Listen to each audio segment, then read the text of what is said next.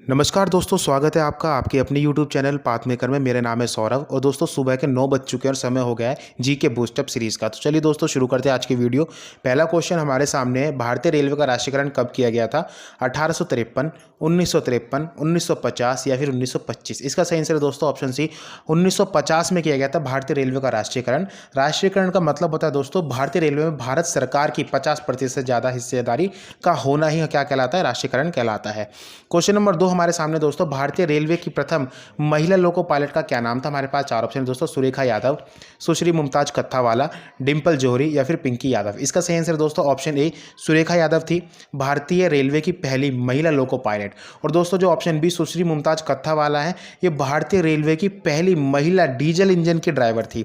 मतलब अगर हमसे सिंपल क्वेश्चन पूछा जाता है कि भारतीय रेलवे की पहली महिला लोको पायलट, तो उसका आंसर होगा दोस्तों सुरेखा यादव। सुरेखा यादव जो थी वो कोयले से चलने वाला जो इंजन था उसकी ड्राइवर बनी थी या फिर लोको पायलट बनी थी। ठीक है दोस्तों। क्वेश्चन नंबर 3 हमारे सामने दोस्तों, पृथ्वी तथा सूर्य के मध्य सबसे कम दूरी किस तिथि को होती है? हमारे पास 4 ऑप्शन है दोस्तों, 4 जनवरी, 4 जुलाई, 3 जुलाई या फिर 3 जनवरी। इसका सही आंसर होगा दोस्तों 4 जनवरी। और कभी कभी आपको ऑप्शन में दोस्तों 3 जनवरी भी देखने को मिल सकता है। इसके दोनों ही आंसर हो सकते हैं, लेकिन जब भी आप अपने एग्जाम में इस क्वेश्चन को देखेंगे तो वहाँ पे एक ही ऑप्शन को पाएंगे, या तो आप 4 जनवरी को पाएंगे या फिर आप उसको 3 जनवरी को पाएंगे। और दोस्तों इस स्थिति को क्या कहा जाता है? जब पृथ्वी और सूर्य के बीच में सबसे कम दूरी होती है तो इस स्थिति को उपसौर कहा जाता है। क्या कहता है दोस्तों? उपसौर कहा जाता है। क्वेश्चन नंबर 4 हम देखते हैं दोस्तों, पृथ्वी और सूर्य के बीच में अधिकतम दूरी किस तिथि को होती है? हमारे पास 4 ऑप्शन है दोस्तों, 4 जनवरी, 4 जुलाई, 3 जुलाई या फिर 3 जनवरी। इसका सही आंसर है दोस्तों ऑप्शन बी, 4 जुलाई को होती है पृथ्वी और सूर्य के बीच में सबसे ज़्यादा दूरी, और इस स्थिति को दोस्तों अपसौर कहा जाता है। ध्यान रखिएगा दोस्तों, जो मैंने सबसे कम दूरी की स्थिति बताई थी वो बताई थी उपसौर, और सबसे ज़्यादा दूरी की स्थिति को मैं बता रहा हूँ अपसौर। ठीक है दोस्तों। अब हम बात करते हैं क्वेश्चन नंबर 5 की। हल्दी घाटी का युद्ध कब हुआ था? हमारे पास 4 ऑप्शन है दोस्तों, 1565, 1575, 1576 या फिर 1577। इसका सही आंसर दोस्तों ऑप्शन सी, 1576 को हुआ था हल्दी घाटी का युद्ध। और दोस्तों ये हुआ था मेवाड़ के राजा महाराणा प्रताप और अकबर की सेना के बीच में, और इस युद्ध में महाराणा प्रताप ने अकबर की सेनाओं को हरा दिया था। क्वेश्चन नंबर 6 हमारे सामने दोस्तों, प्रथम गोलमेज सम्मेलन कब हुआ था? हमारे पास 4 ऑप्शन है, 1928, 1930, 1931, 1932। इसका सही आंसर है दोस्तों ऑप्शन बी, 1930 को हुआ था प्रथम गोलमेज सम्मेलन। दोस्तों इस सम्मेलन में क्या था? इस सम्मेलन में भारतीय राष्ट्रीय कांग्रेस पार्टी जो थी, या फिर जो भी भारत के बड़े बड़े नेता प्रतिपक्ष थे जो भी उस पार्टी के, वो इस पे मतलब कि विचार विमर्श करते थे कि कैसा हमारा संविधान होना चाहिए। क्वेश्चन नंबर 7 हमारे सामने दोस्तों, विटामिन सी की कमी से कौन सा रोग होता है? हमारे पास 4 ऑप्शन है, पेलेग्रा, रतौंधी, एनीमिया या फिर स्कर्वी। इसका सही आंसर है दोस्तों ऑप्शन डी, स्कर्वी रोग होता है विटामिन सी की कमी से।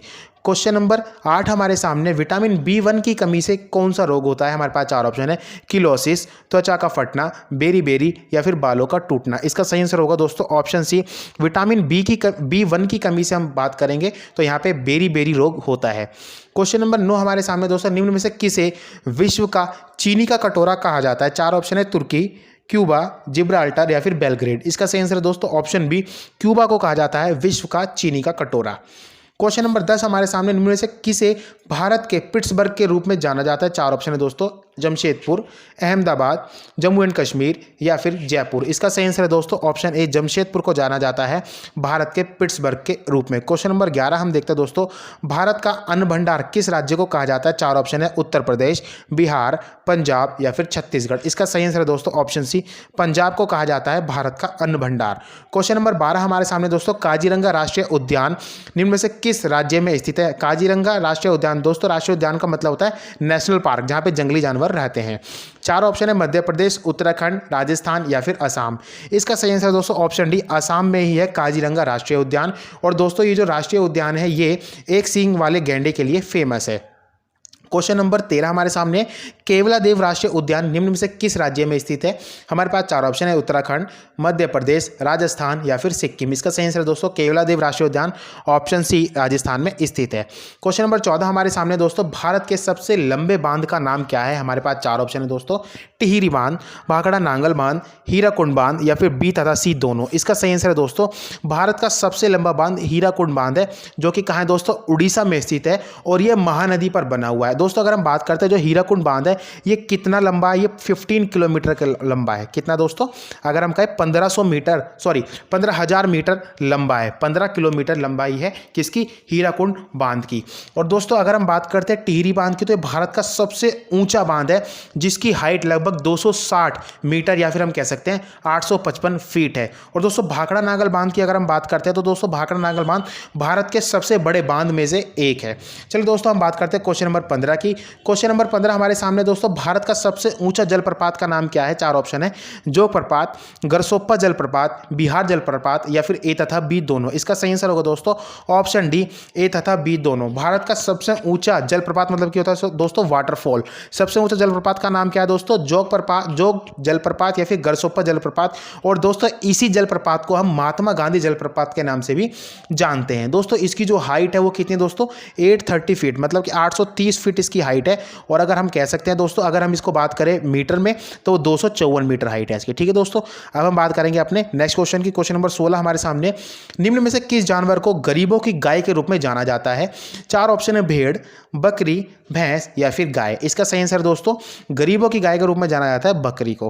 क्वेश्चन नंबर 17 हमारे सामने, निम्न में से कौन सा पक्षी अपना घोंसला नहीं बनाता? 4 ऑप्शन है दोस्तों, कबूतर, मोर, कोयल या फिर कोया। इसका सही आंसर दोस्तों ऑप्शन सी, कोयल अपना घोंसला नहीं बनाती, वह कौवा जो होता है उसके घोंसले को कब्जा करके और उसी में अपने अंडों को देती है।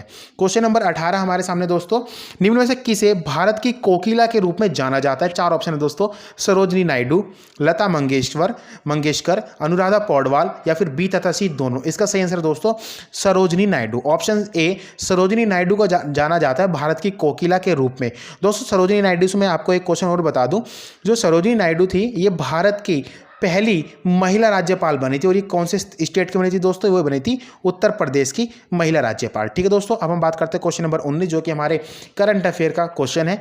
निम्न में से कौन सा पहला राज्य बना है जिसने 1 करोड़ कोविड-19 टेस्ट को पूरा किया है? 4 ऑप्शन है दोस्तों, दिल्ली, महाराष्ट्र, उत्तर प्रदेश या फिर गुजरात। इसका सही आंसर है दोस्तों option C, Uttar Pradesh. Question number 20 हमारे सामने, हाल ही में वृद्ध व्यक्तियों के लिए अंतर्राष्ट्रीय दिवस कब मनाया गया? 4 ऑप्शन है, 30 सितंबर, 1 अक्टूबर, 2 अक्टूबर या फिर 29 सितंबर। इसका सही आंसर है दोस्तों 1 अक्टूबर को मनाया गया है वृद्ध व्यक्तियों के लिए अंतर्राष्ट्रीय दिवस।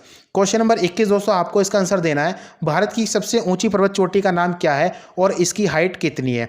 दोस्तों लास्ट वीडियो में हमने एक क्वेश्चन किया था तराइन का प्रथम युद्ध, जिसमें आपको मैंने बताया था 1192। दोस्तों वो गलती से हो गया था, उसका सही आंसर आप करेक्ट कर लीजिएगा। उसका सही आंसर कितना है दोस्तों, 1191 में हुआ था तराइन का प्रथम युद्ध, जिसमें मैंने आपको बताया था कि ये मोहम्मद गोरी और पृथ्वीराज चौहान के बीच में हुआ था, जिसमें पृथ्वीराज चौहान ने मोहम्मद गोरी को हरा दिया था। तो दोस्तों आज की वीडियो यहीं पर समाप्त होती है। आपको ये वीडियो कैसी लगी कमेंट सेक्शन में कमेंट करके जरूर बताइएगा। और इसी तरीके की वीडियो पाने के लिए हमारे चैनल को सब्सक्राइब कीजिएगा और उसके साथ साथ प्रेस करना बेल आइकन को, ताकि आपको समय समय पर हमारे द्वारा डाली गई वीडियो मिलती है। तो दोस्तों जुड़े रहिए पाथमेकर यूट्यूब फैमिली के साथ, सबसे तेज सबसे सटीक सरकारी नौकरी के विश्लेषण और संपूर्ण जानकारी और तैयारी के लिए। मिलते हैं दोस्तों नेक्स्ट वीडियो में, तब तक के लिए धन्यवाद।